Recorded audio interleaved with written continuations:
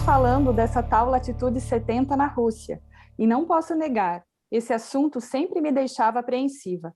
As incertezas eram muitas e os desafios enormes. Tudo desconhecido. Na minha cabeça, e creio que também na do Roy, o extremo oriente russo parecia ser outro planeta, de tão distante e misterioso. Mais longe do nosso conforto e da nossa pequena São Bento do Sul? Impossível. Na época em que eu me dedicava às pesquisas e à preparação logística da viagem, acabei me envolvendo emocionalmente com vários lugares.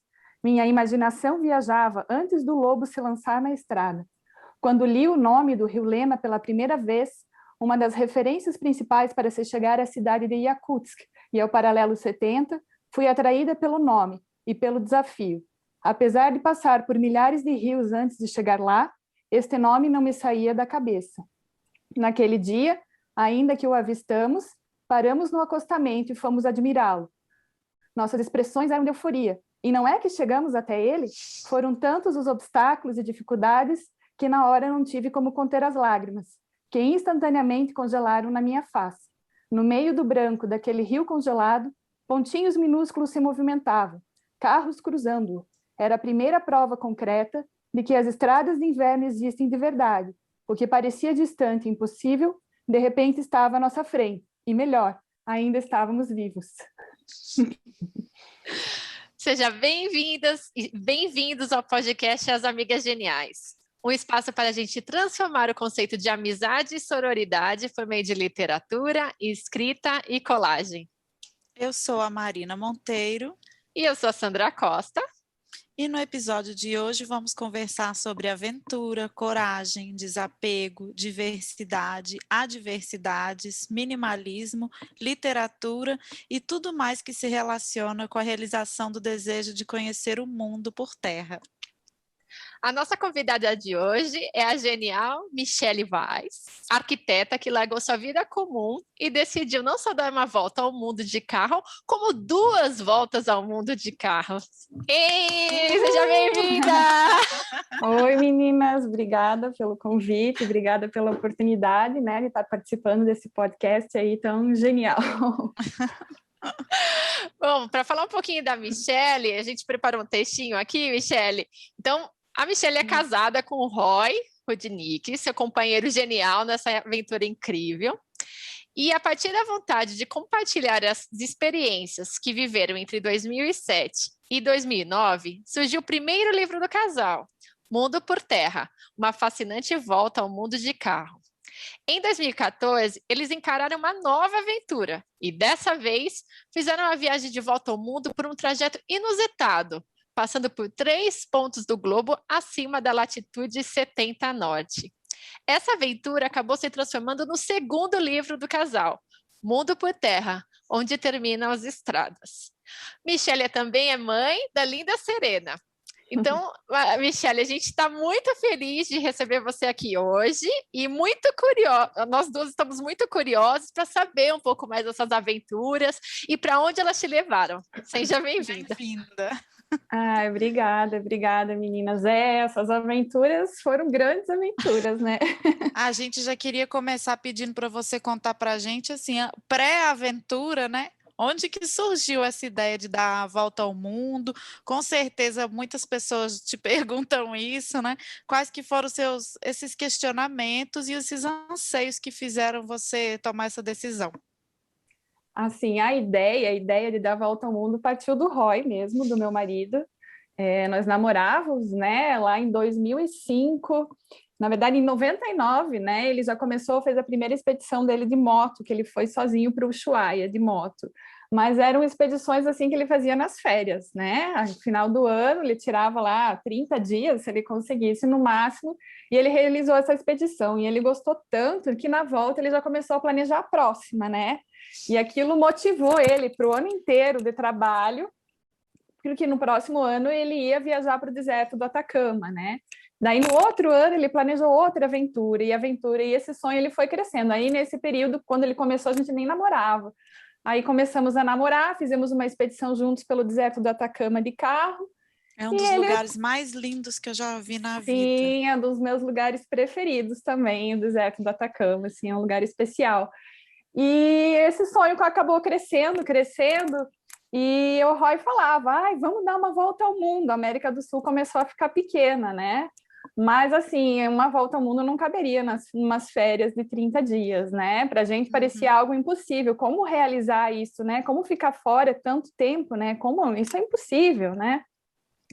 E na casa de um amigo também aventureiro, a primeira vez o Roy olhou para um mapa numa parede, que nem esse mapa que eu tenho aqui atrás, né? Um mapa do mundo, e os amigos dele estavam planejando uma viagem pela China e falaram de volta ao mundo. E ele, nossa, volta ao mundo, né? Será que é possível dar uma volta ao mundo de carro? E começou esse sonho.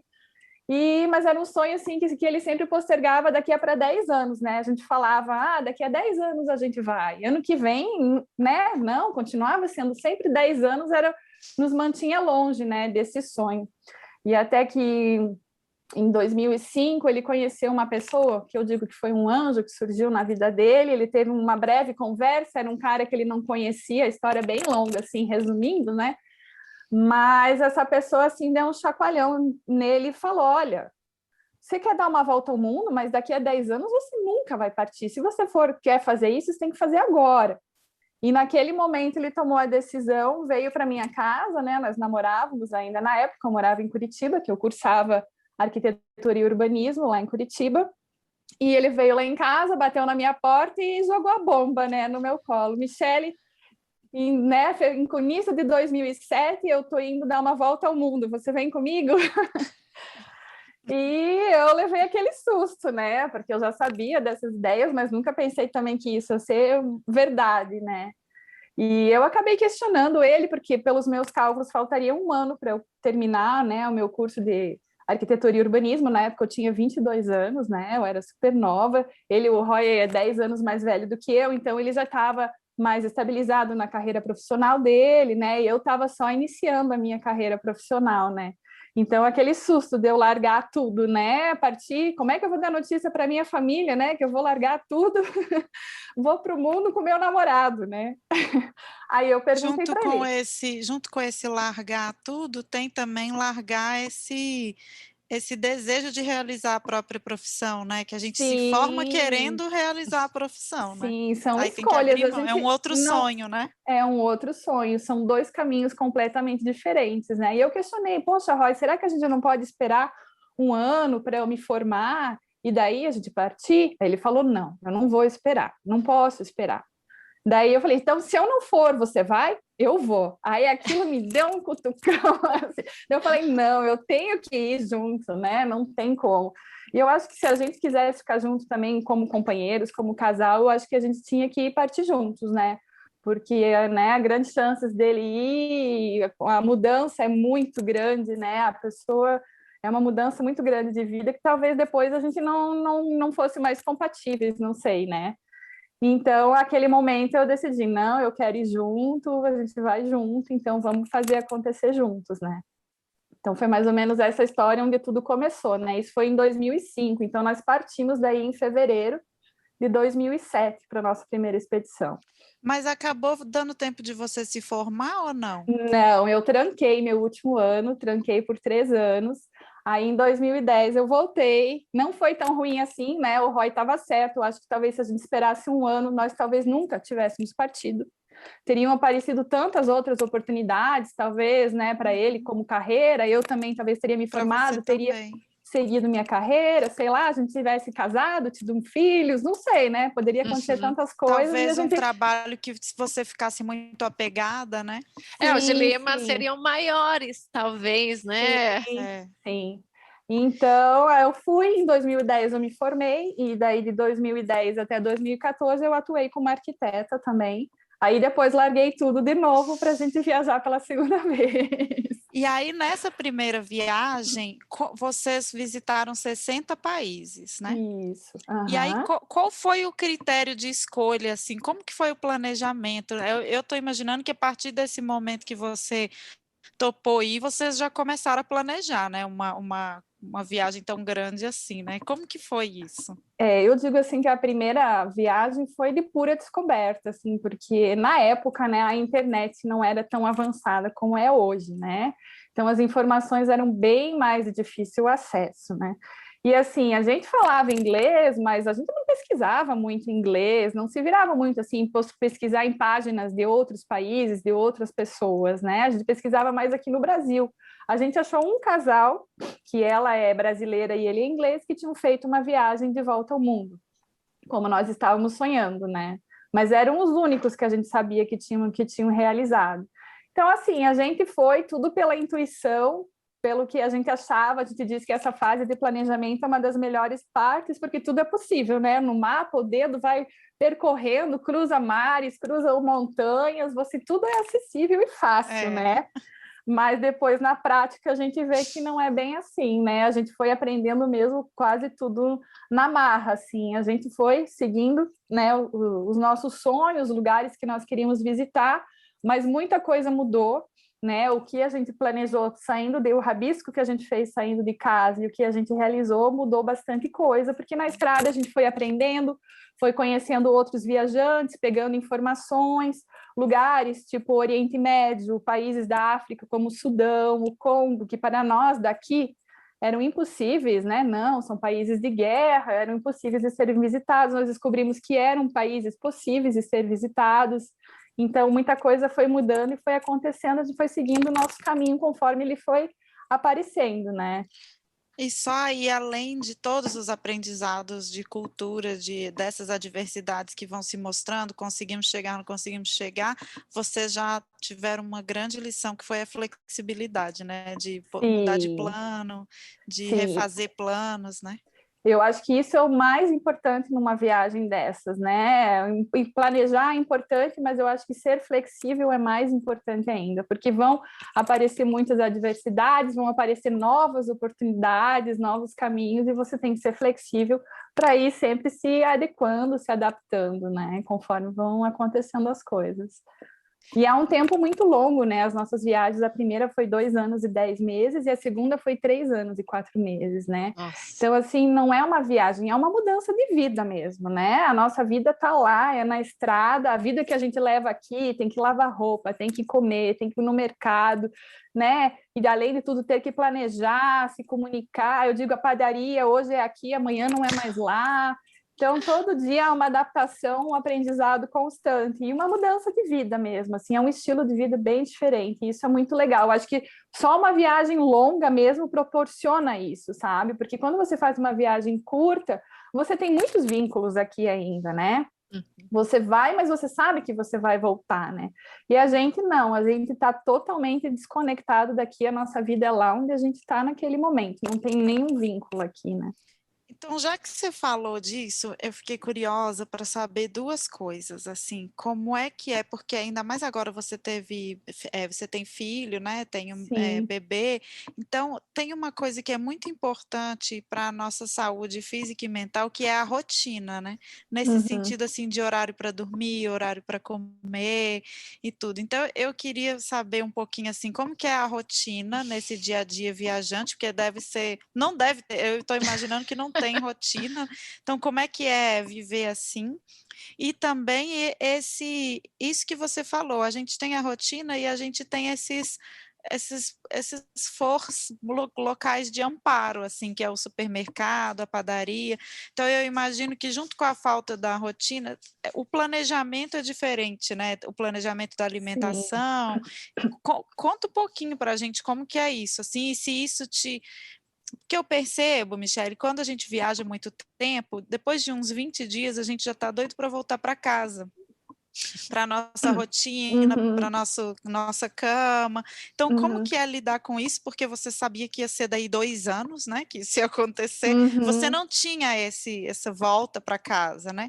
Então, você foi obrigada a se adaptar a esse estilo de vida, e eu imagino que, claro, vocês foram se acostumando, mas me fala um pouco como que foi esse processo. Esse processo, assim, das saudades de casa, até a gente fala no final do nosso primeiro livro, o Roy acaba falando, assim, um pouquinho, comparando com um nadador, assim, né? Se você entra numa piscina, na época, antes da gente viajar, ele nadava bastante, assim, né? Como uma atividade física, e ele falava que se ele entrasse na piscina preparado para nadar 1.000 metros, ele fazia os 1.000 metros tranquilamente e se cansava só no final, né? Mas agora, assim, que nem na nossa viagem, se você tem uma viagem de 30 dias, você está com a tua cabeça, com o teu psicológico preparado para aquele 30 dias. E lá pelo 25º dia, você vai começar a sentir saudades de casa, começar a sentir o cansaço e querer voltar para a tua casa. Então, a gente também tem um preparo, assim, para esses 2 anos e 10 meses. Então, o nosso psicológico já está preparado para isso, que é isso que nós vamos enfrentar. Então, a gente acaba se acostumando, se adaptando, e claro que lá no final da viagem, quando a gente começou a chegar em casa, quando a gente entrou de novo no Brasil, começou a ver as coisas assim mais familiares, que daí a saudade com certeza começou a bater cada vez mais e a vontade de voltar para casa bateu mais forte, assim, né? Mas geralmente, assim, durante a viagem nós tínhamos vontade, assim, de voltar por um dia, por exemplo, para ver a família, ver todo mundo, e comer voltar logo coisas, e daí já continuar a viagem. Quentinho no coração, né? Uma zona de conforto. E assim, de rotina, a gente acaba tendo uma rotina, tem que ter, é impossível viver sem ter uma rotina, né? Muitas pessoas imaginam, pô, eles viajaram de carro, a gente passa o dia inteiro dirigindo. Não, né? A nossa média aqui na segunda viagem foi em torno de 120 quilômetros por dia, né? Então, não é muito. Eu acho que tem gente que mora aqui que dirige muito mais, às vezes, né? Pessoas de grandes centros para ir até o trabalho, voltar, né? Então, assim, tinha dias que a gente não dirigia nada, a gente ficava 3, 4 dias, uma semana num lugar sem dirigir, né? Outros dias a gente fazia algum deslocamento maior, né? Mas a gente tem que ter uma rotina. Iam conhecer os lugares e ficar lá um pouquinho, né? Não é também 24 horas na estrada. Sim, entendi. Mas a gente não tinha horários, né? Com ninguém que a gente precisasse, né? A obrigação de estar lá às 8 horas no trabalho, tal, né? A gente tinha os nossos objetivos, muitas vezes os vistos, eles te limitam, então a gente tinha um tempo para ficar em cada país, isso acaba fazendo você ter que ter escolhas, não dá para ver tudo, então a gente não vai poder ficar muitos dias aqui, porque senão a gente vai ter que sair, vai expirar o visto. Então essas coisas vão tudo te direcionando e moldando. Mas em rotina, assim, a gente tem que ter uma rotina, levantar, tomar o café, fazer algum exercício de manhã, né? Aí a gente, né, levantava, ia para a estrada, a gente gostava, né, na África, por exemplo, de dirigir no Saara, que era muito quente, a gente preferia dirigir de manhã, que era o horário mais fresco, né? Depois que era o horário muito quente, a gente já preferia ter parado em algum lugar, ter montado um acampamento em algum lugar, para a gente já estar mais tranquilo na hora do ápice do calor, né? Então a gente é sempre uma adaptação, isso que eu digo, é uma adaptação constante, né? E que nem eu falei, a gente levanta, precisa procurar o mercado, precisa fazer compras, precisa ter muito planejamento, né? Com o dinheiro também, né? Precisa fazer compras, mas vai pagar como? Então tem todo esse planejamento. Mas a gente tinha uma certa rotina, assim, tentava achar o acampamento pelas 4 da tarde, que a gente dormia 90% das noites em lugares não pagos, né? E o nosso refúgio, que você falou ali, era o nosso carro, né? A nossa zona de conforto, onde que a gente podia entrar, fechar a porta e ali era o nosso mundinho, o nosso abrigo, né? Vamos dizer assim, a nossa proteção era o nosso carro, né?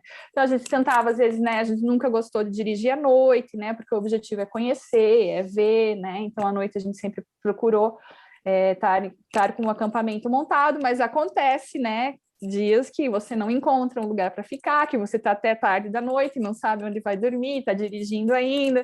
Então tem esses perrengues, né? Essas dificuldades. E, Michele, falando, né, dessa questão de que nada é muito igual, né? Na verdade, todo dia é muito diferente um do outro. Acho que é inevitável, em determinada circunstância, ter medo, né? Acho que é uma das coisas que as pessoas devem ficar curiosas para entender um pouco a relação de vocês com medo. E a gente já separou até um trechinho de o que você escreveu no seu segundo livro, que diz mais ou menos assim: o primeiro grande medo que senti foi quando largamos tudo e partimos para a nossa primeira viagem de volta ao mundo. Não tinha nenhuma ideia do que nos aguardava, nem na próxima esquina e nem na próxima fronteira. E eu queria saber de você, Michele, como que essa relação tua com o medo mudou depois dessas viagens, né? Como que você encara as novas situações, ou enfim, o medo que você ainda deve ter, né? Mas como que você enfrenta isso no teu dia a dia depois das viagens? Eu acho, o medo é inevitável. É até engraçado que esse trecho do medo eu tinha selecionado para eu ler no final ali, uma outra partezinha, que eu acho bem legal. Mas assim, o medo Pode é manter, pode inevitável. manter. Eu vou ler, não é bem essa parte que você leu, é a parte anterior ali, né? Ah, tá. O medo Ufa. é inevitável, né? Todo mundo tem medo. Mas a maioria das pessoas nos pergunta, mas vocês não têm medo, né? A gente tem medo também, né? Mas eu acho que ele não pode ser um obstáculo, né? Não pode Ele paralisar, né? não pode paralisar, né? Ele acho que está ali para até te ajudar, para você parar, refletir, olhar, observar, entender aquela situação, para ver como você vai encarar. Assim, eu, Roy, que nem a gente fala da culinária. A gente é aberto, é a mesma coisa do medo, é experimentar tudo. Depois que eu experimentar, eu vou dizer se eu gosto ou não gosto, mas a gente sempre é bem aberto. Eu acho que do medo também é isso. A gente tem que experimentar as coisas para ter a experiência, a vivência, né, e saber, né? Mas eu acho assim, varia isso de pessoas para pessoas, né? Talvez é o meu perfil e o do Roy que é um pouco mais aberto para isso, e tem pessoas que têm realmente dificuldade de enfrentar isso, né? Mas assim, a gente gosta de uma aventura, a gente gosta de desafios, sabe? Assim, a segunda viagem, eu acho que ela foi bem mais desafiadora que a primeira, né? Eu falei, a primeira foi de descoberta, a segunda eu acho que já foi uma viagem mais de afirmação, né? De a gente de formar a nossa opinião do mundo mesmo, de conhecimento, porque a primeira a gente era inocente, né? Super novo, viajando, e a segunda a gente já estava bem mais maduro, mas daí com certeza a gente buscou os desafios mais maiores, por exemplo, de passar um inverno na Rússia, no extremo oriente russo, enfrentando temperaturas de menos 55 graus no frio, né? Nossa. E a gente tinha medo, com certeza. Eu tenho uma hipersensibilidade ao frio, e se você fica muito tempo exposto a essas temperaturas, você vai morrer, você corre risco de vida, não é brincadeira, né? Mas Inclusive, as assim, prisões russas, eles matam as pessoas assim, colocam, só sim, na fecha a época pessoa para fora e pronto. do Stalin, na época do Stalin, as pessoas eram mandadas para essa região onde que a própria natureza era uma prisão. Você não tinha, né? Se você quisesse fugir, correr, não tinha. Você ia ficar exposto ao tempo, ao frio, sem comida, sem nenhuma cidade, sem nenhum abrigo, e você ia morrer congelado de frio, né? Mas assim a gente aprendeu a lidar com esse frio, o medo, né? A respeitar o medo também, né? A gente planejou muito esse trajeto, esse percurso no extremo frio, então a gente também não brinca, né, com o medo. A gente sabe dos perigos, dos desafios, mas a gente respeita muito os nossos limites. A gente sempre foi muito aberto de que se a gente visse que se a gente fosse correr risco de vida, se a gente tivesse algum problema, alguma coisa que fosse nos comprometer como pessoas, a gente ia desistir do nosso objetivo e ia voltar, né? Porque a gente quer continuar conhecendo o mundo, né? A gente não quer conhecer só aquele lugar. Enfrentar o medo é diferente de ser irresponsável, né? Assim, Sim, são duas coisas que são diferentes, né? E muitas vezes são confundidas, né? sim. Mas, É e, bem... Michele, de que forma que essa primeira viagem, né, que você falou de descoberta, acabou influenciando nessa que se tornou mais desafiadora, né? Até por conta do objetivo de vocês. Óbvio, né? Imagino que primeiro vocês compreenderam o que é essa rotina, adaptaram para isso, mas tem algo que foi determinante, que talvez se vocês fizessem essa segunda viagem pela primeira, né, como primeira viagem, teria uma certa dificuldade? A gente buscou desafios diferentes, né? Foram duas viagens completamente diferentes, né? Então, eu acho que a gente, né? Eu acho que o amadurecimento, né, foi primordial e assim, a primeira viagem foi o nosso sonho, foi a busca da realização de um sonho mesmo, de um projeto de vida, né? A gente partiu para dar a volta ao mundo e era isso que a gente queria, buscar conhecimentos, mudar, uma mudança de vida. E acabou sendo que isso repercutiu tanto, né, que virou o nosso projeto de vida, o nosso trabalho.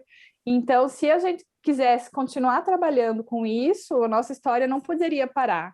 Então, a segunda, assim, foi uma consequência da primeira, né? O Amir Klink, por exemplo, né, falando nessa parte de expedições e aventureiros, ele cruzou o Atlântico a remo, né?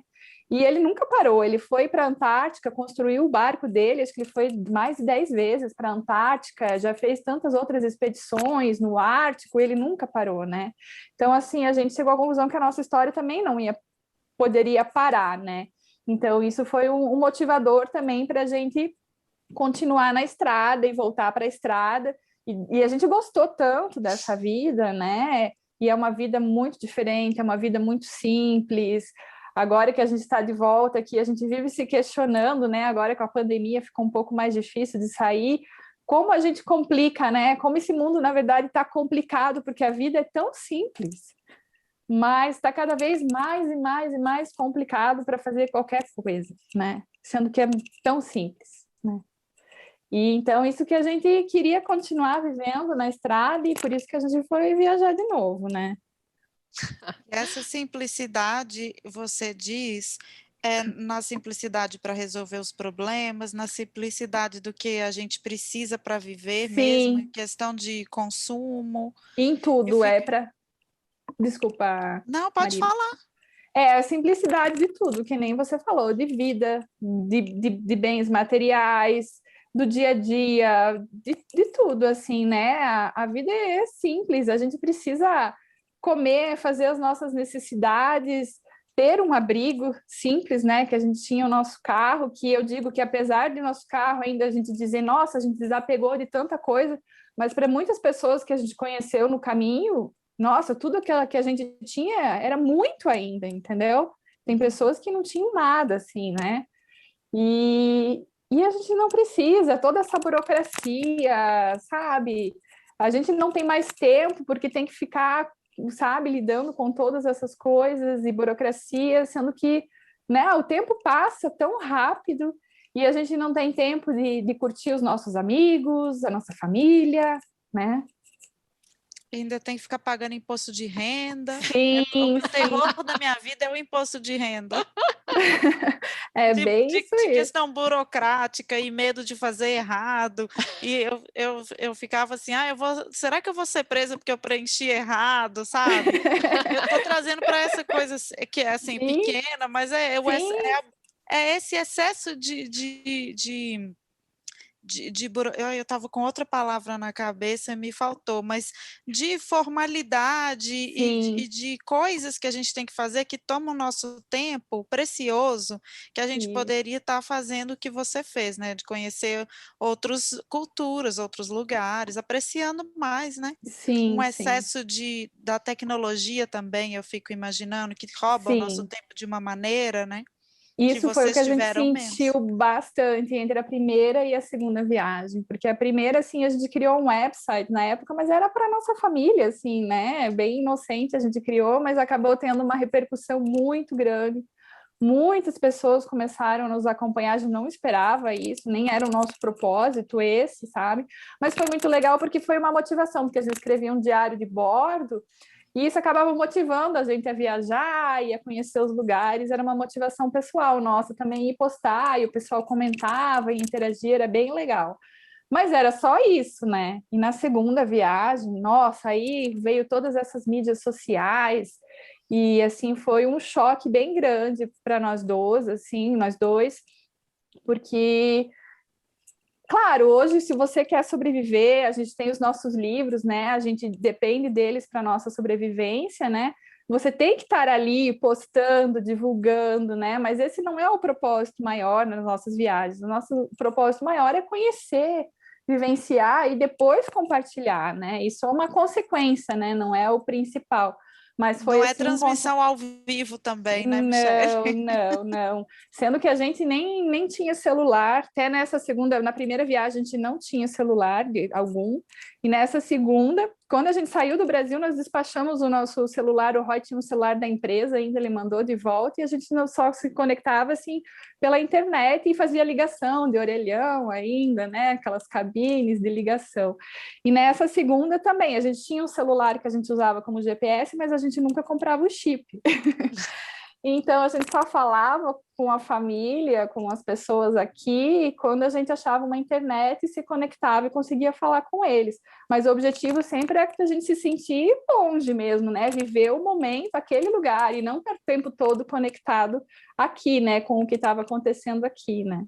Mas sabe, Michele, que acho que isso deve ser realmente um ponto assim que modifica muito a dinâmica de viagem, né? Porque eu tenho observado que tem cada vez mais surgido verdadeiros YouTubers de viagem, né? Que vão fazendo diários completos do dia a dia de viagem, que é um estilo diferente, imagino, né? Porque Sim. realmente você tem que gerar um conteúdo. São geradores de conteúdo, né? Exato, e que por coincidência, né, tem um assunto relacionado à viagem, né?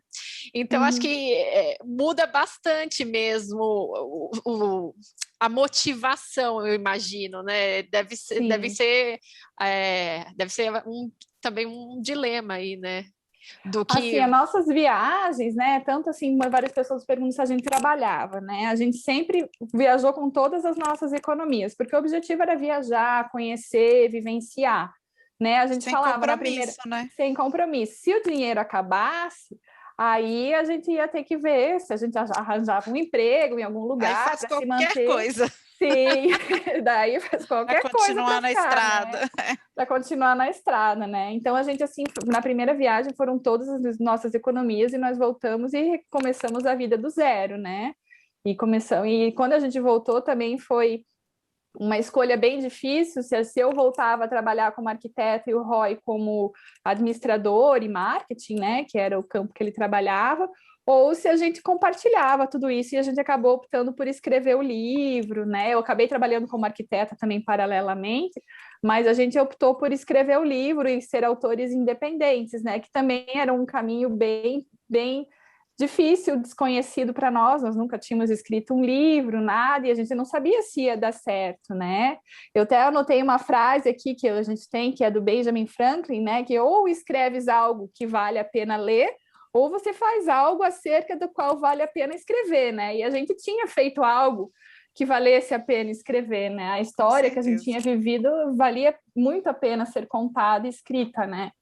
E a gente arriscou por esse caminho e deu certo, né?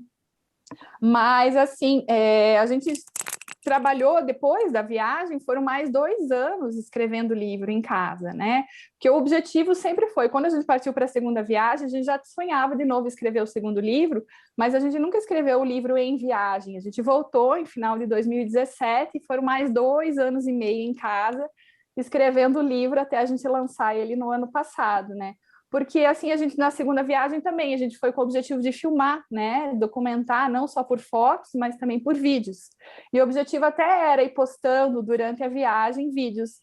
Mas aí a gente viu que ia dar tanto trabalho, Sandra, que a gente ia voltar para casa experts em edição de vídeo e não ia ter visto as coisas que estavam à nossa frente, porque a gente ia estar tão ocupado com isso, focando nisso, em fazer esses vídeos, que a gente não ia estar vivendo o momento lá, no lugar onde a gente estava.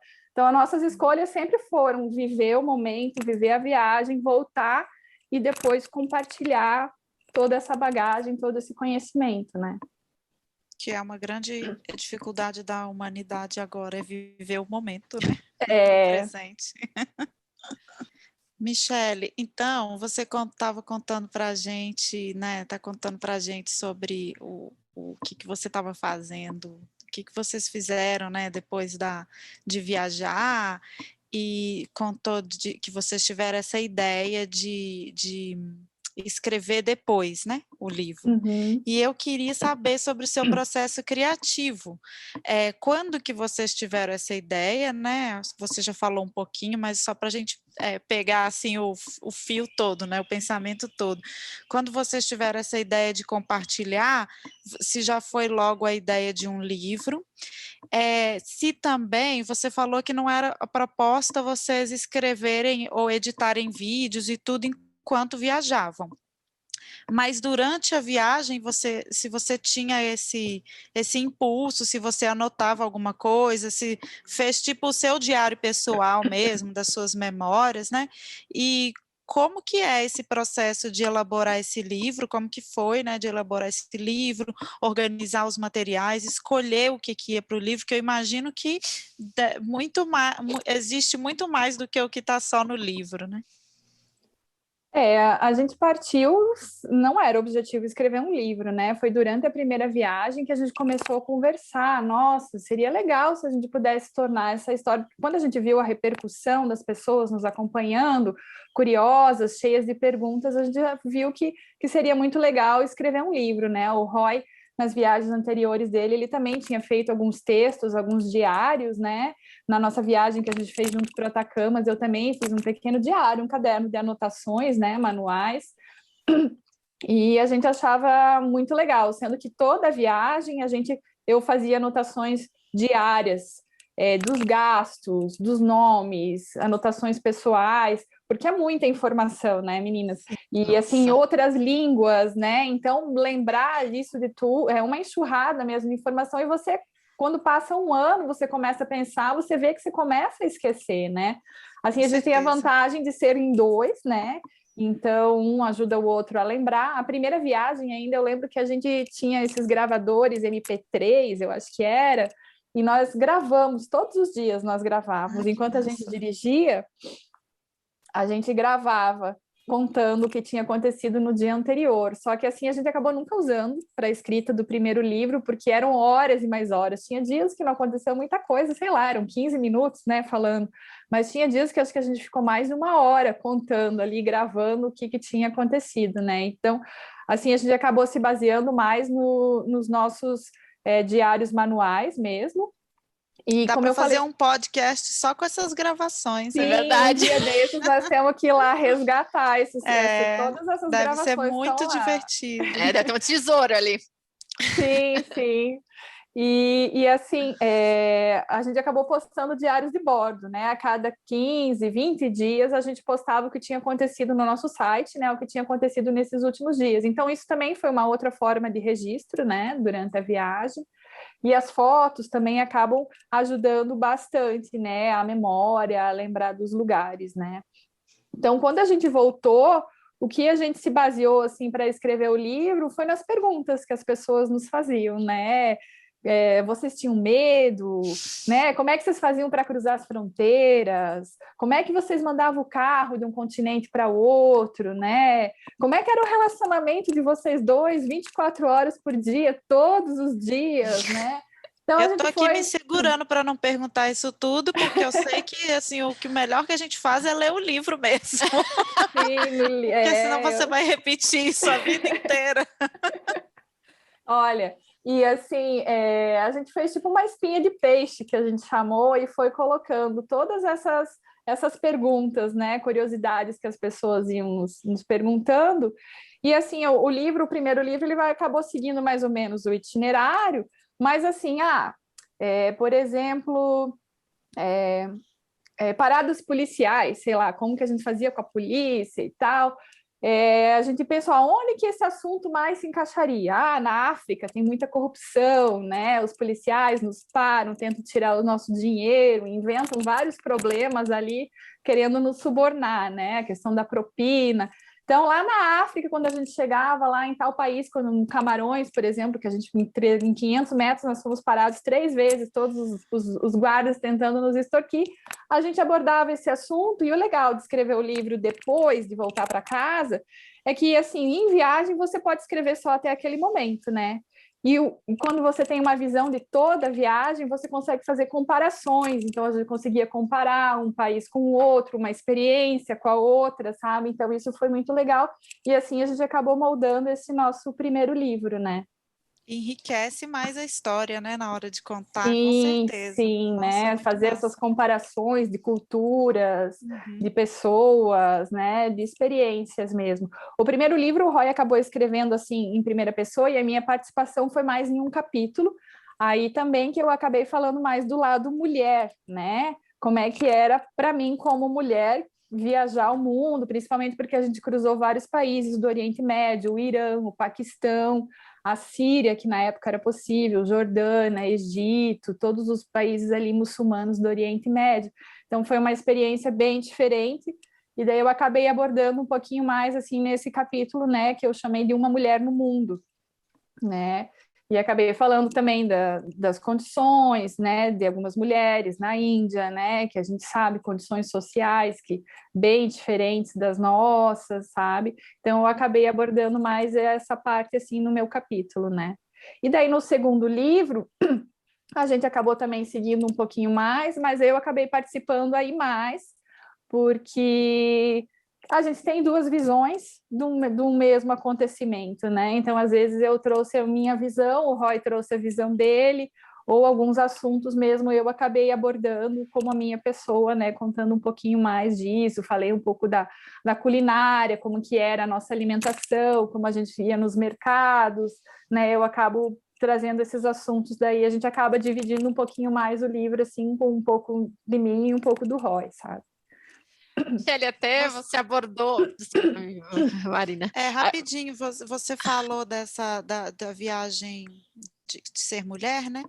E me veio agora, eu não estou lembrando qual é. Tem uma menina que ela criou, uma brasileira, que ela criou um grupo de viagem só para mulheres. E ela tem uma página no Instagram, e agora eu estou me esforçando aqui para lembrar qual é, e não lembro. Mas ela faz essas viagens que teoricamente não, né? Que tem um risco real de fazer sozinha, né? Tem uma que é para o Marrocos, tem alguns lugares aqui do Brasil mesmo, lugares que são mais hostis, também por questão da natureza. Não, eu tenho medo de ir sozinha para um lugar mais da natureza, não Sim. só pela questão cultural, não. E ela Uhum. desenvolveu esse programa que ela leva só mulheres para viajar. Eu achei super legal. interessante. Eu me senti acolhida, porque eu tenho vontade de ir para alguns lugares assim que não sei se meu marido tem tanta vontade quanto eu, e eu fiquei imaginando que isso é uma possibilidade para muitas mulheres, né? Sim. Pode falar, Sandro, que eu esqueci, desculpa. Não, é que a gente tinha também separado justamente um trechinho desse capítulo do teu primeiro livro, Michele, que fala sobre, né, uma mulher no mundo. E ali você fala de um episódio, e eu achei muito interessante, no Paquistão. E você fala assim, what's that, friend or wife? Né? Perguntando o que é isso, se é amigo, se é mulher, né? E você fala o seguinte, essa pergunta era feita com frequência ao Roy no Paquistão. Mesmo comigo presente, a conversa era sempre voltada a ele, e eu permanecia ao lado como uma pessoa invisível, né? Então você até falou um pouquinho agora para a gente, né, Michele, um pouco dessas situações, mas como a tua visão do que é ser mulher mudou ao passar por esses locais que, seja por motivos culturais ou religiosos, a mulher tem um papel mais, enfim, mais oprimido, né? Mais, mais ou seja, finalizado, né? exatamente. Como que você vê, assim, ao ter presenciado tantas situações? Olha, a gente é guerreira, viu? Ser mulher, eu acho que já vir, né, nascer no sexo feminino, a gente já fez uma conquista muito grande, né? Eu acho que a gente é privilegiada, né? Eu escrevo ali no livro, né? Eu, principalmente, né, me via muito privilegiada de poder, nossa, né? Eu imaginava aquelas mulheres me vendo e em outro país, tendo essa oportunidade de conversar, de conhecer, e elas ali naquela situação que talvez elas nunca vão sair, né? Naquela rotina e obrigações familiares e sem muito reconhecimento, né? O papel delas é ser mulher, ter filhos e cuidar da casa, né? Então, assim, é bem difícil. Eu digo até que, assim, todo mundo imagina a nossa viagem como uma férias, né? De 3 anos, do conforto, que você só vê coisas boas, mas a gente também vê coisas ruins na estrada, né? Então, a gente viu bastante pobreza, bastante sofrimento, né?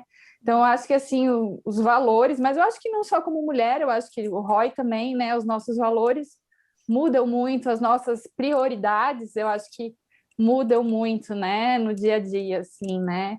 E há um amadurecimento muito grande e, assim, uma empatia, né? Eu acho que muito grande de se colocar no lugar dessas pessoas, né? E de entender o mundo também, né? Porque a gente está aqui na nossa rotina e não faz nem ideia, né? A gente também até, então, não conhecer esses lugares, a gente não tem ideia do que está passando lá.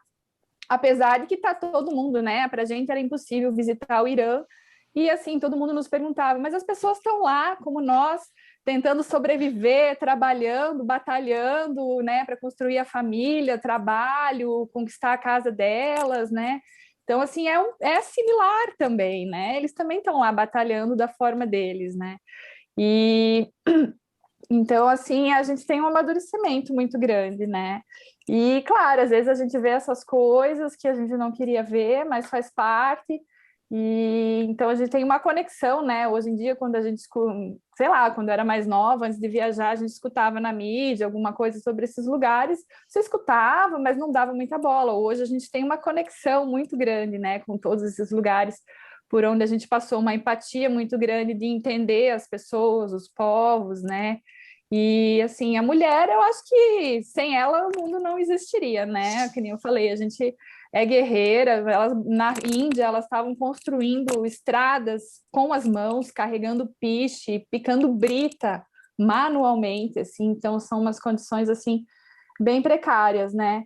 E eu acho que a gente, né, o nosso papel aqui é se doar mesmo, né? Agora que eu sou mãe, né, a gente vê que o nosso papel aqui nesse mundo é para a gente se doar, para trazer amor, né?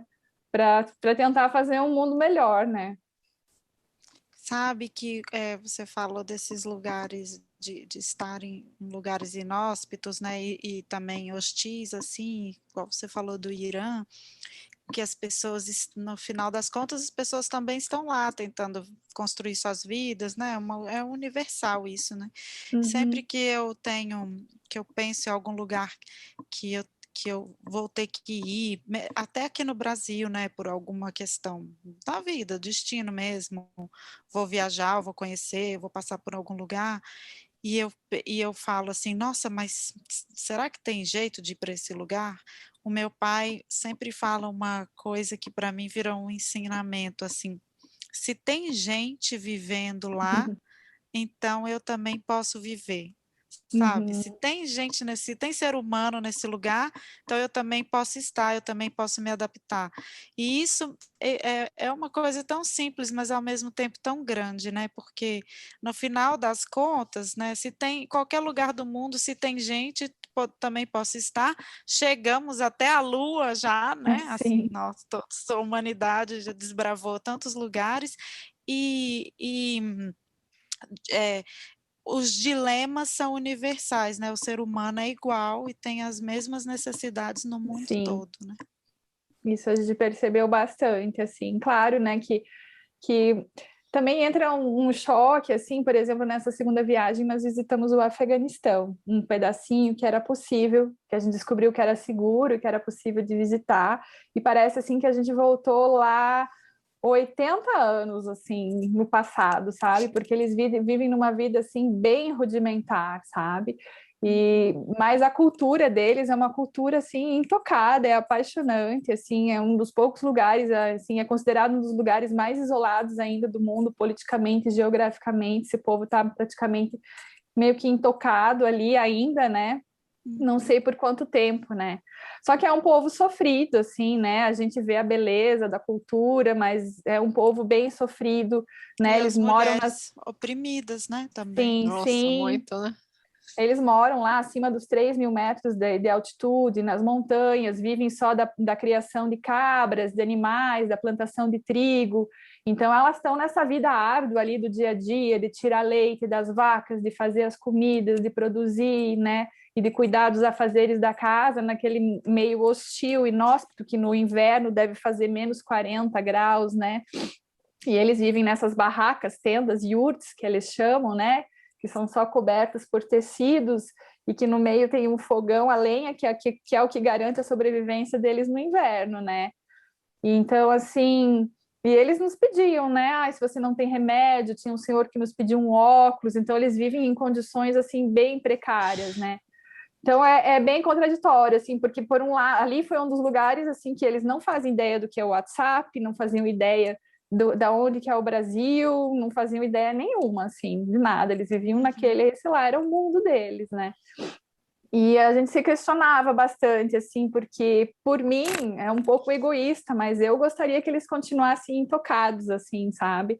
Mas eles têm o direito também de receber receber essa nossa globalização, né, e receber uma infraestrutura melhor, receber estradas, receber, né, tudo isso que hoje a gente tem um pouco mais de conforto, né? Mas De com qualidade certeza, de vida, né? Melhorar a sim, qualidade de vida. Que a mas com certeza, tecnologia chegue para proporcionar para eles momentos de descanso e de lazer, né? sim, sim, mas com certeza quando isso chegar, até está sendo discutido, porque ali é uma zona bem sensível entre Paquistão, China e Tajiquistão, de fazerem uma estrada, porque ali nessa região que a gente fez uma caminhada de 80 quilômetros de ida e mais 80 quilômetros de volta para chegar nesse povo, porque não tem estradas, você só pode chegar lá a pé. E Nossa. eles estão cogitando de fazer uma estrada ali. Só que se essa estrada sair, essa cultura com certeza vai estar perdida. Em alguns anos eles vão estar parecidos a nós, talvez, né? Assim, na questão né, da globalização e de Sabe, vestimentas, de costumes, isso vai estar perdido, né? sabe o que que me aflige quando eu penso num lugar assim? É, e se a pessoa tem uma apendicite? Acabou, né? Sim, Assim, sim, qualquer coisa, né? Qualquer doença assim que hoje é bem, já não é é doença, né? Qualquer normal. coisa que é normal, que tem salvação, né? Você Uhum. continua morrendo de coisas que teoricamente não Simples, né? teria mais necessidade, né? De coisas simples. Sim, sim. Eles estão, que nem eu falei, voltou como se fosse no passado, né? É um É, mundo, parece que a gente entrou numa máquina do tempo, voltou lá para aquela época que eles não têm infraestrutura nenhuma, assim, né? Mas a cultura deles, nossa, as mulheres, elas usam as vestimentas, as roupas, o dia a dia, você vê que não é nada pro turismo, né? Porque hoje, em muitos lugares, tem coisas que a gente diz que é para turista ver, né? O uhum. cara se veste lá, mas no dia a dia não é mais a rotina dele, não faz mais parte da rotina dele, né? E ali não, em algumas poucas regiões ainda, né? E essa região do Afeganistão é a vida como ela é mesmo, assim, sabe? Com, elas usam os brincos, vários colares, o lenço na cabeça, coloridas, assim. Isso é é a verdade, é a realidade, assim, né? É igual a Mas, gente vê no filme mesmo. sim. Mas, o que nem eu falei, é um contraste, é uma vida bem sofrida, bem difícil, né? Que elas enfrentam ali, né? E, Michele, assim, de bate-pronto, se tivesse um país que você gostaria, que você pudesse voltar, qual que seria? E aquele que você não voltaria? Tem alguma resposta Ah, eu fácil digo para... todos. Se qualquer um que me oferecesse, eu topava. Ainda mais agora na quarentena, presa há Nossa! quase Agora que a 2 gente tá com anos, uma né? coceira assim na mão, né? Ninguém Eu se sou de Belo aguenta mais. Horizonte, eu sou de Ah, Belo é? Horizonte, tem uma cidadezinha lá perto que chama Sabará. Aí a gente tem mania de falar, eu tô indo até para Sabará, se quiser. Era o fim do mundo, agora já é tudo. É. Exatamente. Ai, é difícil, viu, Sandra? Geralmente as pessoas nos perguntam qual o lugar mais bonito. Ah, difícil. É muito difícil, são muitos lugares. Claro que a gente tem lugares que marcaram mais, né? A gente gosta muito dos países de terceiro mundo, principalmente porque essa parte de cultura é muito diferente, né? A Ásia e a África, né? São lugares que a gente viu culturas muito diferentes. Então, com certeza, a gente acaba despertando um maior interesse, assim, né? Mas, assim, nossa, se me perguntassem, eu ia para todos. Mas, assim, lembrando, pensando no nosso primeiro livro, a gente fala assim que a gente ficou 2 meses na Índia. E quando a gente saiu da Índia, eu estava dando graças a Deus, porque na Índia, né, são 1,3 bilhões de pessoas, então a gente não tinha privacidade, era gente em cima, a gente não conseguia comer, não conseguia fazer nada, porque os indianos ficavam o tempo todo com os olhos desse tamanho no nosso lado, nos olhando. Aonde a gente ia, eles iam atrás, assim, então foi uma loucura. Depois de 2 meses, eu estava comemorando a nossa saída da Índia. Mas é um dos países que hoje eu gostaria muito de voltar, um dos que eu mais gostaria de voltar, assim. Apesar, né, quando eu estive lá foi bem difícil, foram Uhum. experiências bem intensas, mas é um dos países que eu mais gostaria de voltar. Todo mundo que eu conheço, eu tenho vontade de conhecer a Índia, mas ao mesmo tempo tenho essa insegurança, né, com relação à mulher, com relação à miséria, com relação a tudo que a Índia oferece, né, de Uhum, ruim e muitas fantasias e tudo com o que oferece de bom. E todo mundo que eu conheço tem essa relação com a Índia, esse incômodo que conheceu, né, esse uhum, incômodo grande com a miséria, com o excesso de pessoas e tudo, mas esse encantamento que faz querer sim. voltar, né? E eu sempre tenho essa sensação de que a Índia é demais, é muita gente, e quanto que isso, num primeiro momento, deve ser, assim, causar uma confusão mental mesmo, né, dos Sim, você tem excessos. que ir para. A gente diz que você tem que ir preparado psicologicamente, já um tempo antes, já você tem que começar a se preparar, que hoje tudo pode acontecer e vai acontecer. E você ficou 2 meses com esse pensamento. É, 2 meses, assim, olha, Foi um foi grande assim. aprendizado. A Índia eu posso dizer que foi o país mais diferente, assim, culturalmente, é diferente, é um dos mais diferentes que a gente conheceu, assim. Eles são diferentes como pessoas, como comportamento, é louco mesmo.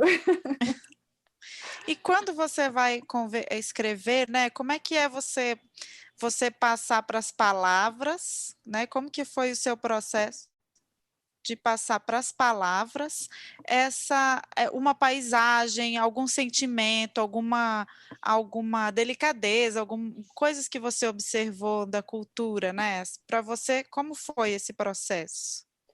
Aí foi uma evolução bem grande, né? A gente não era escritores.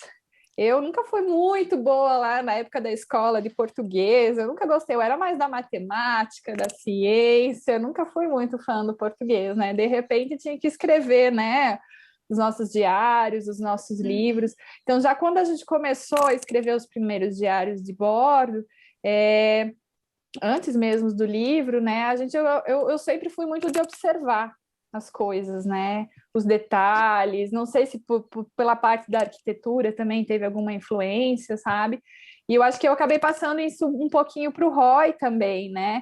E a gente começou a trazer isso para os nossos diários de bordo, né? Não só porque geralmente um diário de bordo de algum viajante era eu fui daqui, fui até lá, dirigi, mas não, muitas vezes não traz muito essas sensações, né? As informações dos lugares, a gente começou a pesquisar mais até sobre os lugares para escrever os nossos diários, para se aprofundar, né? Isso foi uma motivação, né? Mas assim, tem dias que você está inspirado e tem dias que não tá, né? Tem dias que você escreve uma linha, tem dias que flui, né? Que você consegue se expressar e trazer essas informações, esses sentimentos, né? Não é uma tarefa muito fácil. Mas, assim, como foi uma experiência pessoal, acho que isso também torna mais fácil, né? A gente viveu aquilo, né? Então, é bem mais fácil de você contar a tua história do que escrever alguma ficção, alguma coisa assim, né? A gente está contando o que a gente viveu, como é que foi a realidade, né? Então, eu acho que acaba sendo mais fácil, né? Apesar de, às vezes, né, você não encontrar as palavras, ou, né? Nós tivemos um supervisor também, que a gente, nos 2 livros, a gente teve um supervisor, que foi o Eloy Zanetti, e ele acabou nos supervisionando. Às vezes não é bom você falar sobre isso, tal assunto, Ah, sabe? Ele acabou só. tendo uma visão externa, assim, mais uma opinião externa, nos direcionando também um pouco, né? Ou você deveria se aprofundar mais sobre isso, eu queria saber mais, e você foi muito breve. Então, ele também acabou nos auxiliando, né? E a escrita é uma evolução, eu acho que do primeiro livro para o segundo, houve uma evolução muito grande, né? Que escrever não é simplesmente só colocar no papel, né? Você tem muita coisa por trás disso, né? E isso a gente aprendeu muito, né? Com a escrita desses 2 livros, eu acho que o segundo teve uma evolução muito grande em relação ao primeiro. Assim, até a gente recebeu bastante feedbacks de leitores que falaram que também sentiram isso, assim, que a gente teve uma evolução bem grande. Que nem eu falei, o primeiro livro é que nem a primeira viagem, a gente era inocente, né? Foi bem descoberta também, né? A gente foi bem puro, né? Colocou lá as nossas impressões de uma forma simples. Muita gente até fala bem dos nossos livros, que a gente acaba escrevendo, vendo de uma forma simples, então é fácil de entender, né? Não é uma Acessível, né? acessível para todo mundo, né? Não é uma escrita difícil, né? Elaborada, jornalística, sei lá. E então, muitas pessoas falam, parecia que a gente estava batendo um papo com vocês, né? Que a gente estava sentada e vocês estavam contando as histórias, né? Ah, que Isso bacana. é muito gostoso. Eu gosto dessa escrita, assim, porque o objetivo é ser lido, né? É compartilhar. E quando você vai Sim. tornando difícil, você não a compartilha com tantas pessoas, né? E a E me... gente achou muito legal, só falar, porque assim, teve alguns amigos que não eram leitores, nunca tinham lido um livro. E vários nos falaram assim que leram o nosso livro e pegaram o gosto pela leitura e se tornaram leitores, assim, então foi bem legal. Poxa, que legal. Ai, parabéns. Que legal mesmo. E, Michele, quais são os projetos futuros de vocês? O que vocês estão pensando? Até porque agora, né, com a Serena, sua filhinha, vocês pensam no futuro, talvez fazer uma viagem com ela? O que vocês estão pensando aí? Com certeza, a gente quer dar essa oportunidade para ela, né? Acho que ela é bem aventureira, ela gosta bastante. Quando a gente fala que a gente vai voltar para casa, ela chora porque não quer voltar para casa. Eu acho que ela vai gostar bastante, né? As crianças, eu acho assim, para viajar com uma criança, muitas pessoas acham impossível. A gente conheceu muitos viajantes, muitas famílias viajando, né? Mostrando que é possível. Acho que as crianças são abertas, né? Essa parte de adaptação para elas, né? É normal, né? Para elas de tudo letra. é novidade. Para a gente que acaba sendo mais difícil, mas eu acho que é super possível, né? Claro que vai ser um ritmo diferente, mas a gente sonha, sim, viajar com ela. Na verdade, assim, a gente lançou o nosso segundo livro em julho do ano passado, e o objetivo era viajar pelo Brasil com a Serena e divulgando o nosso livro, fazendo lançamentos, fazendo eventos para divulgar, mas infelizmente com a pandemia agora é tudo online, né? Nada presencial, a gente está em casa aqui em São Bento do Sul, Santa Catarina, né? Onde que a gente mora, onde está a nossa família. E então, por enquanto, a gente está em casa, mas então os projetos que a gente tem no momento são mais um livro, só que é um livro só de fotos agora, não é um livro escrito, porque nas 2 viagens a gente cruzou já mais de 100 países, então a gente tem mais de 150 mil fotos aí para compartilhar em um livro. Então a gente está agora na fase né, estamos diagramando esse livro, que acho que vai ficar bem legal, é um livro de mesa, né? Porque os nossos 2 livros, muita gente assim nos questiona, né? Ou nos cobra que esses nossos livros não têm muitas fotos, que a gente devia trazer as fotos com o texto. Mas assim, acho que quem é leitor entende que o foco é a história e as fotos são um extra, assim, é um bônus, né? Porque a ideia é que o leitor siga a história sem muita interrupção, que ele imagine essas cenas, e às vezes a foto entra um pouquinho ali para complementar um pouco, né? Mas não é o principal.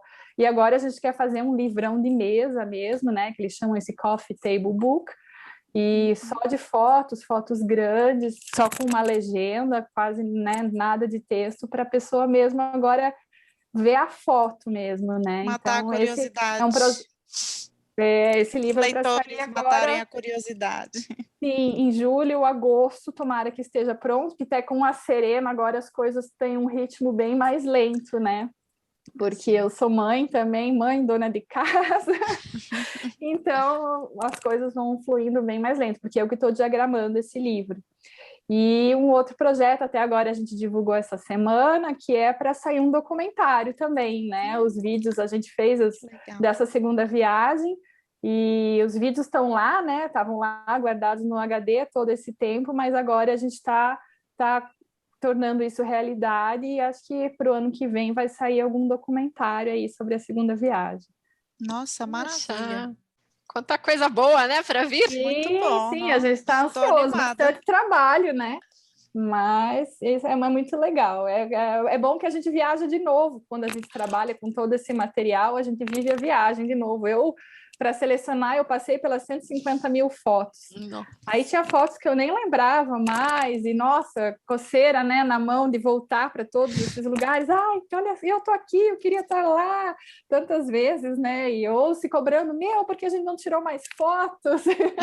Agora que também já houve mais um amadurecimento nessa parte da fotografia também, né? Porque sempre é uma evolução, e quando a gente olha para trás, a gente se cobra, né? Por que eu fiz isso? Por que eu não fiz aquilo? Mas a gente acaba viajando de novo com todo esse material aí, mas tem muita coisa, e nossa, tem muita coisa legal para compartilhar. E quando vocês compartilham, vocês levam a gente para viajar com vocês. Ah, que legal. Então, agora vamos para os nossos quadros. O nosso primeiro quadro é o que me faz mais genial, e eu queria saber de você, Sandra, o que te fez mais genial nesses últimos tempos?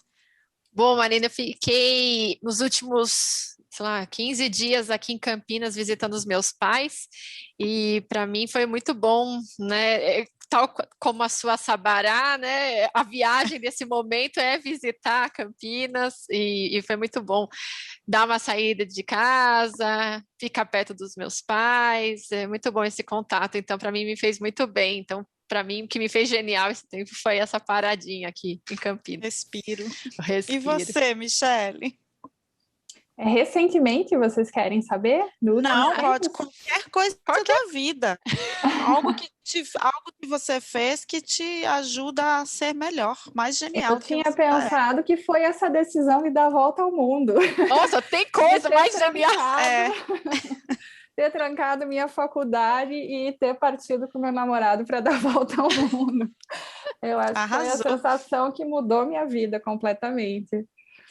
Eu acho que a gente nunca vai conseguir uma genialidade melhor que essa, mais genial que essa.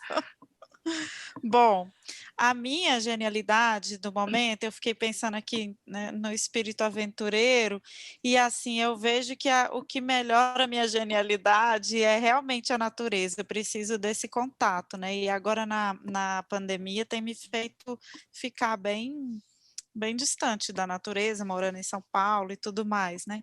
Mas eu tenho um beija-flor que me visita quase todas as manhãs, e aí, a primeira vez que eu vi o beija-flor, eu estava fazendo yoga, ele chega na varanda, né? Então, esse beija-flor sempre... é uma coisa tão pequena, mas tão comovente ao mesmo tempo, né? Quando um passarinho visita a gente, né? No 6º andar do prédio, então... é um bom sinal. Sempre aguardando. Sorte. Eu fico sempre aguardando essa visita e nunca é uma coisa comum. Sempre traz aquele espantamento, assim, gostoso com a natureza. Então, é isso. É esse beija-flor que tem me trazido essa genialidade. O nosso próximo quadro é Minha Amiga Genial. Tem uma amiga genial para compartilhar com a gente, Sandra? Eu tenho, e inspirada na viagem da Michele e do Roy, eu queria falar de 2 amigos geniais, que são os meus pais, que também tiveram uma viagem mais curta que os dois, sem dúvida, mas que também saíram de Campinas e foram até o Alasca de carro, e depois voltaram, também já foram até o Ushuaia, e depois, recentemente, viajaram pelos Estados Unidos. Então, eles são, para mim, um grande exemplo de aventura, de desprendimento, de coragem. Então, para mim, os meus amigos geniais de hoje é minha mãe e meu pai. E num carrinho pequeno, né, Sandra? Os dois também mais velhos, né? Aquele carrinho, olha, 2 guerreiros, nossa. E mais velhos, não fizeram isso jovenzinhos, né, Michele? Sim, sim. Não, até para explicar para os nossos ouvintes, né, meus pais conheceram a Michele e o Roy justamente numa viagem, né? Se conheceram, acho que na Colômbia, né, Michele? Sim, encontramos eles pela primeira vez na Colômbia e depois nos reencontramos lá nos Estados Unidos. Isso, então, por isso, né? E era realmente, eles viajaram na época com um carro, um Terios, que é um Daihatsu. E eles dormiam dentro do carro, uma caminha lá dentro daquele carro minúsculo. Sim, e eles se viravam super bem lá dentro, faziam tudo, super determinados, corajosos. Olha, um exemplo muito legal. E queridos também. Sim. Sou suspeita, né? A Roseli era nossa mãe. Gente, muito legal. Essas inúmeras amizades, né, que vai fazendo pelo caminho. Isso é muito legal também. Companheiros viajantes. Michele, você tem uma amiga genial para compartilhar com a gente? Eu pensei, de momento, assim, eu tenho que falar que é a minha filha Serena. que eu tô tanto tempo com ela, tão junto assim, né? Claro, tenho várias amigas, mas como a gente está tão próximo agora, né? E claro que com uma filha de 2 anos e meio é uma convivência constante, né? Ela é minha inspiração. Eu acho que isso que a gente falou, né? De viver o momento, eu acho que as crianças são o melhor exemplo de tudo, né? De simplicidade, de adaptação, de viver o momento mesmo, né? Que a gente vê que às vezes a gente está numa correria, numa pressão, que a gente tem que ir para tal lugar, que tem que fazer tal coisa. E ela tá ali no mundinho dela, brincando com o brinquedinho dela, nada tá preocupando ela, nada tá interferindo ela. E ela tá ali tranquila, indo para o carro, entrando no carro, e é aquele momento para ela que importa, mais nada, né? Então, assim, ela é uma minha inspiração e minha amiga genial do momento. Ah, Que lindo! então, né? Já que estamos aqui homenageando a família hoje, o meu amigo genial que eu quero trazer é o meu marido, Andrés, e também é o meu companheiro aqui de quarentena. Estamos não só de vida, mas de quarentena, né? Porque estamos juntos 24 horas por dia. Mas o Andrés é um grande companheiro, aventureiro, assim, porque ele topa tudo que eu jogo no ar, assim, sabe? Ai, queria tanto, sei lá, pintar minha parede de azul, aí ele topa tudo, assim, ele tem esse desde as pequenas coisas até as maiores, ele tem esse espírito aventureiro, é muito desbravador do mundo também, viaja, gosta de viajar, acho que tudo que a gente se programa para fazer na vida é viajar, nós somos ótimos companheiros de viagem, porque realmente a convivência na viagem é diferente. Muitas amizades terminam quando viajam, né? E casamentos também. É bem isso mesmo. E é muito. As pessoas falam, você quer casar, viaja antes, né? Ver como é que é. Eu tenho um professor que falava que se você quer conhecer uma pessoa, você tem que viajar com ela. Aí você vai conhecer. Nossa, é verdade, né? É muita verdade. Então, o meu amigo genial é esse meu marido que é muito aventureiro e também me inspira a ser, né? Com certeza.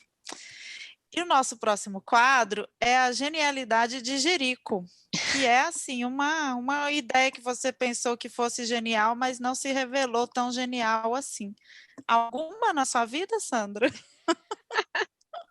Sim, com certeza, e é sobre uma viagem. Eu até acabei transformando esse episódio numa crônica que eu escrevi, que é uma vez que eu e meu marido a gente foi para o Marrocos.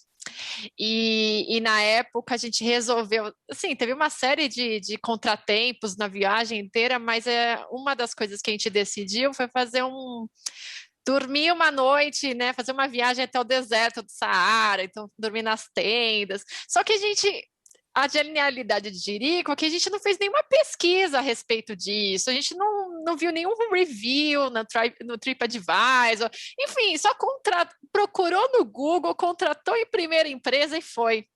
Então, a gente, no final das contas, a viagem sei lá, 300 quilômetros demorou 9 horas para a gente conseguir chegar até o local, e chegando lá no local era um lugar bem sem graça, só tinha gente, enfim, deu tudo errado, e no final das contas, na hora da sobremesa, depois que o cara mostrou, né, ele colocou na nossa mesa uma cesta cheia de frutas, quando eu fui pegar uma uvinha, eu vi lá um ratinho em cima das frutas, um ratinho de deserto, né? E eu gritando, assim, desesperada. E fui chamar o rapaz do local, falei, olha, aqui tem um rato em cima da fruta. E o cara pegou a cesta e começou a comer ali da cesta de fruta. Eu falei, nossa, que situação estranha, né? Deixa eu dormir. Chegando na tenda, né? Que era uma tenda, lá, um local qualquer. Aí eu fui abrir a minha mala, tinha um rato dentro da mala. Então, assim, foi um episódio muito, assim, triste, porque eu fiquei desesperada, querendo sair daquele lugar, só que a gente estava no meio do deserto, não tinha para onde ir, enfim. Então, a minha genialidade de Jerico foi essa de lá no Marrocos, no meio do deserto, e não tinha muito o que fazer, só os ratos, nossa companhia. Mais glamouroso.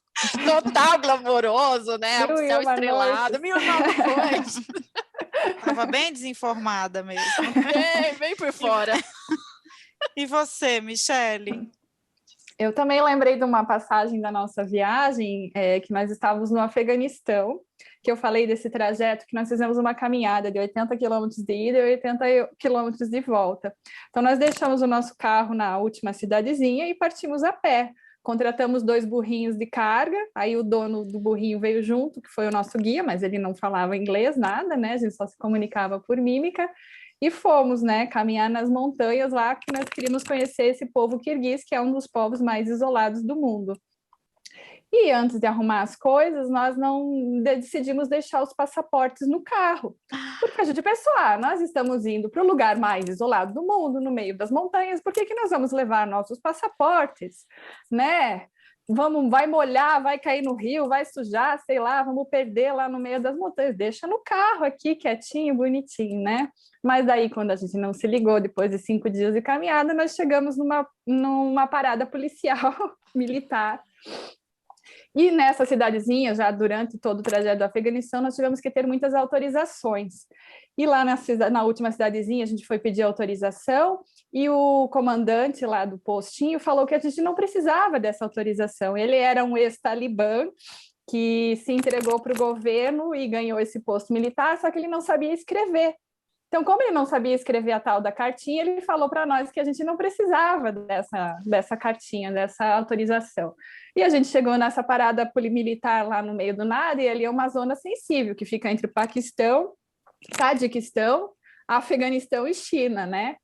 E esses militares nos pararam e vieram nos perguntar se a gente tinha essa tal da permissão. E a gente falou, não, a gente não tem a permissão, a gente não recebeu. Então me dá os passaportes de vocês. Aí a gente, o quê? A gente não tem passaporte. Então a história é longa, resumindo, a gente quase foi preso lá no Afeganistão. Chegou o comandante, de repente chegou uma mega operação, porque lá é uma zona que tem tráfico muito grande de ópio, então tinha uma mega operação entre os 3 países, China, Tajiquistão e Afeganistão, para fazer o monitoramento, patrolar essa região por causa esse tráfico de ópio, e chegou o comandante dos comandantes lá nos dando babada, a gente não falava, ninguém falava inglês, a gente não falava dari, e ele com aquele bigodão brabo, falando o que vocês estão fazendo aqui, nos xingando, e nos mandou de volta, que a gente não poderia continuar a nossa tão sonhada caminhada, e quase, por graças a Deus, a gente não foi preso, ele nos mandou voltar. E o dono dos burrinhos já estava com o olho desse tamanho, de medo, né? Porque imagina, né? E depois que a gente descobriu que nessa mega operação... Ele estava pensando, na verdade, eu estou com 4 burrinhos. Com certeza! Então, assim, nossa, foi uma história longa, o pessoal pode ver toda ela no livro, mas, assim, graças a Deus a gente não foi preso, mas a gente estava lá rodeado por 30 militares armados, depois a gente descobriu que eram chineses, tadiques e afegãos. Os chineses estavam lá batendo selfie comigo. Então, foi uma ideia de Jerico não levar os passaportes para essa região aí, né? A minha genialidade de Jerico também tem a ver com viagem com o Marrocos. Eu acho, Sandra, que o Marrocos foi o país mais assim exótico que a gente foi. Para mim foi. Para Michele deve ser assim, não, Marrocos normal. Shopping center, né? Mas enfim. Não é. Eu fui na final do campeonato mundial de futebol com meu marido, era o Galo, tinha ido para o final, né? E, enfim, tava esse ambiente de futebol, tava bem hostil, porque o time do Marrocos também estava num dos finalistas, né? Então eles estavam com aquela autoestima, assim, nosso time pode ganhar, e então o comportamento deles já era provocando o tempo todo, né? A gente saía na rua, eles viam que a gente estava lá pelo Brasil, né? Eles gritavam assim, que o Galo chama Clube Atlético Mineiro, né? Então eles não sabiam falar Atlético, eles falavam Mineiro.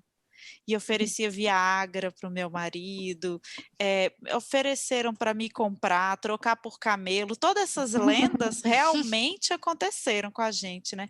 Mas a minha genialidade de Jerico, ela tem a ver com essa falta de pesquisa que a gente faz da cultura. A gente estava voltando do jogo, uma caminhada a pé, assim, porque você tinha transporte para ir, mas na hora de voltar era cada um por si, né? Então a gente estava andando no meio do povo, mas preparado que a gente poderia andar uns 13 quilômetros para chegar de volta no nosso hotel. E nisso, a população local muito pobre, né? Uma pobreza também bem chama muita atenção, né, a desigualdade social, com certeza. Tava um grupo de crianças e mulheres com burca, com véu, né? No Marrocos algumas andam de burca, algumas de véu só, né? Mas era assim, essas vestimentas todas muito pobres, assim, e as crianças lá tinha a grade separando a parte que elas estavam da parte do futebol, né, para as pessoas passarem para organizar um pouco, porque o rei ia embora primeiro, né, e isso era para evitar o acesso das pessoas no rei, não na gente, né, nos turistas. E eu vi aquela imagem, aquela fileira de criança com as mulheres em pé, assim, tipo assistindo os turistas, e eu estava com esse olhar inverso, eu estava assistindo eles, né? E aí eu falei, nossa, gente, essas mulheres aqui com as crianças, as mulheres não vão ao jogo, né? Eu era uma das únicas mulheres no estádio de futebol inteiro. Isso também é um sentimento muito muito forte quando a gente se percebe a única mulher numa cultura dessas, né? E aí eu via que todas as mulheres e crianças excluídas ali, e ali o jeito delas assistirem o evento da cidade delas era esse, né? E eu falei, nossa, isso aqui merece uma foto. Peguei o meu celular e parei de frente para elas para tirar foto. Eu consegui, mas eu quase apanhei, porque a mais velha das mulheres, quando ela me viu tirando a foto, ela veio para cima de mim para me xingando. Se tivesse dado tempo, eu acho que talvez ela tinha me batido. E até hoje eu não sei, assim, eu já criei várias histórias aqui na minha cabeça. Eu fiquei, será que eles estão pensando que a fotografia rouba a alma, né? Igual alguns pensamentos tribais, assim. Será que ela se sentiu agredida? O que foi que nessa minha atitude de fotografar, o que incomodou ela? Isso, né? Tem várias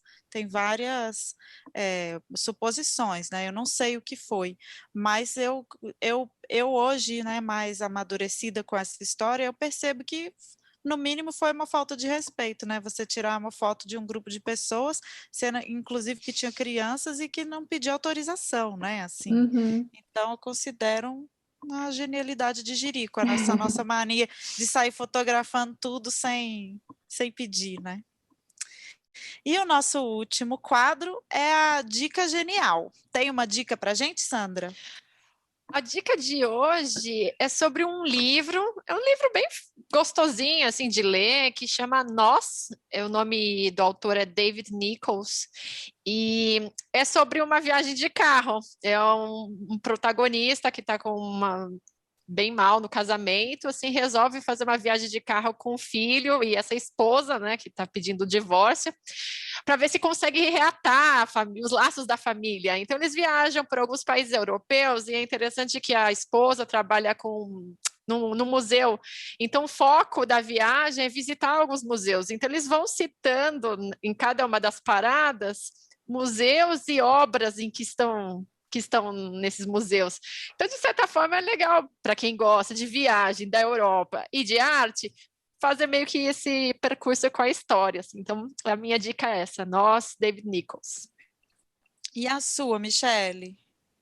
Bom, como eu estou mais agora focado no livro de fotografias, o que veio na cabeça foi um documentário, na verdade, chamado O Sal da Terra, sobre o Sebastião Salgado, que é um grande fotógrafo brasileiro. Então, né, como eu estou nesse mundo de fotografia, é o que me veio na cabeça, assim, que é um fotógrafo que eu admiro bastante, que eu, né, desse lado de retratar mesmo as culturas, as realidades de como elas são, assim, eu acho que isso a gente busca bastante nas nossas viagens, né, de relatar, de trazer a vida como ela é, de mostrar essas culturas, a vivência, como é que é, né, lá do outro lado do mundo, e o Sebastião Salgado, ele é perfeito nisso, né?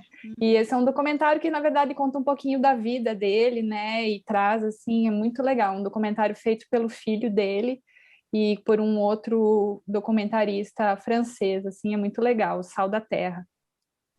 Maravilhosa. Que legal. A minha, eu tenho 2 dicas de livro também.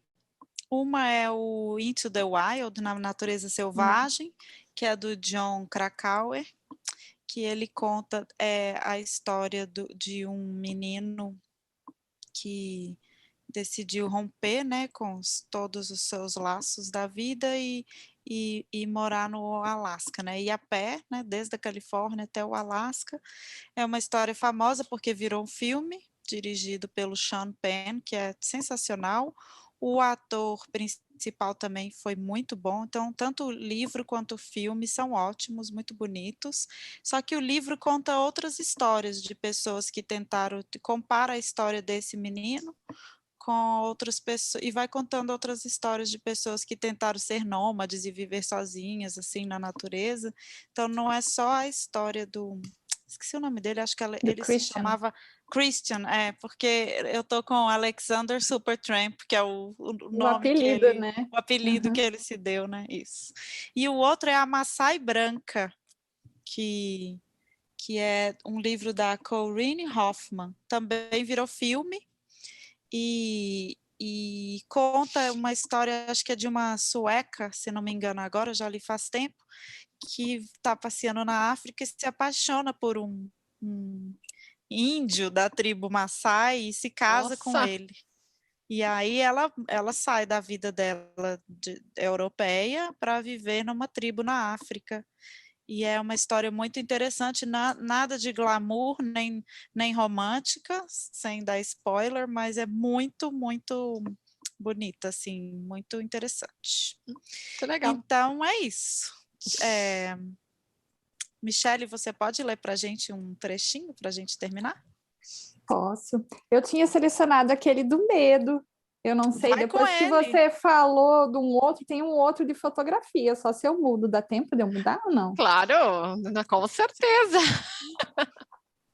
Deixa eu ver se eu acho ele rapidinho, esse outro que você falou da fotografia, que você falou da tua ideia de Jerico, tem uma outra passagem que eu gosto bastante. Deixa eu ver se eu acho ela rapidinho aqui. Aqui, eu achei. Não sei se ele vai ficar muito comprido, acho que não. Posso ler? Claro. Pode ir. O final da tarde se aproximava. Tínhamos pressa, precisávamos chegar a Sarhat antes do anoitecer. Foi quando avistamos 2 crianças no acostamento direito da estrada, uma menina e um menino, talvez irmãos, imóveis nos olhando passar.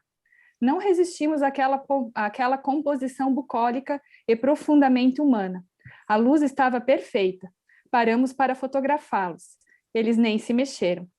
Como um ato de defesa no meio selvagem, de que se correr o bicho pega, permaneceram nos olhando com uma expressão que misturava curiosidade em ver um carro e pessoas tão diferentes em suas terras.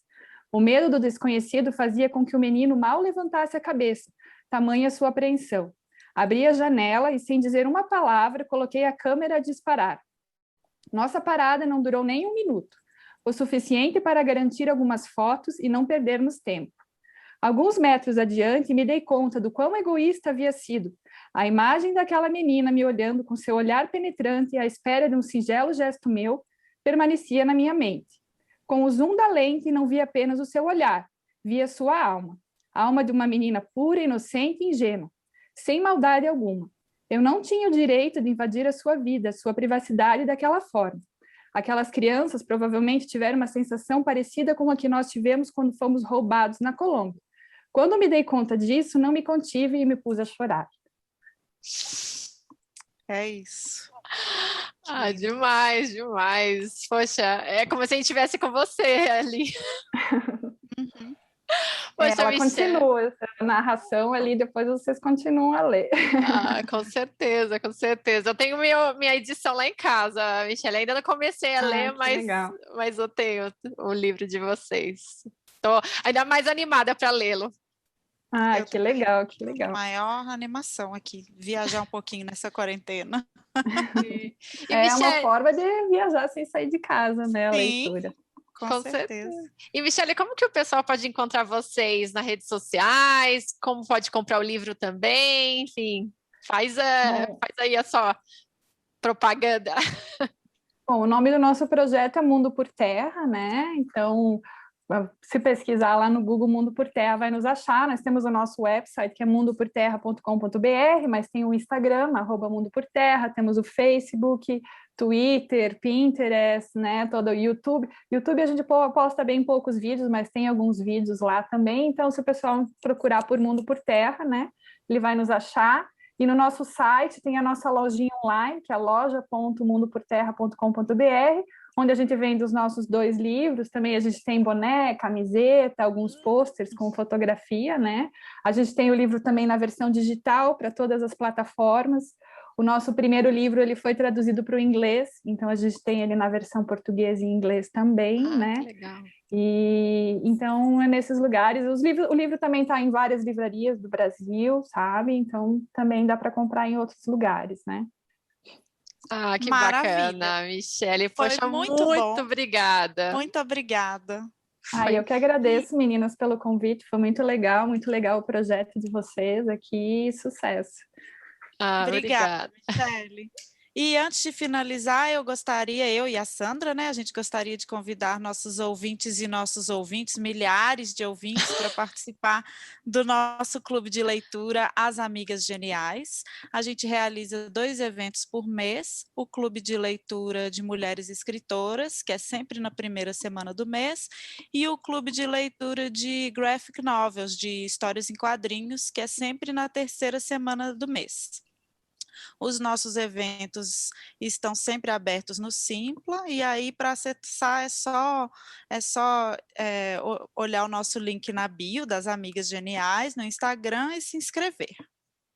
Então a gente fica por aqui. Se vocês quiserem continuar essa conversa com sugestões, comentários ou convites, entre em contato com a gente no @asamigasgeniais no Instagram ou pelo e-mail asamigasgeniais@gmail.com. Esse foi mais um episódio do podcast As Amigas Geniais, um podcast para ser amiga, um podcast para ser genial.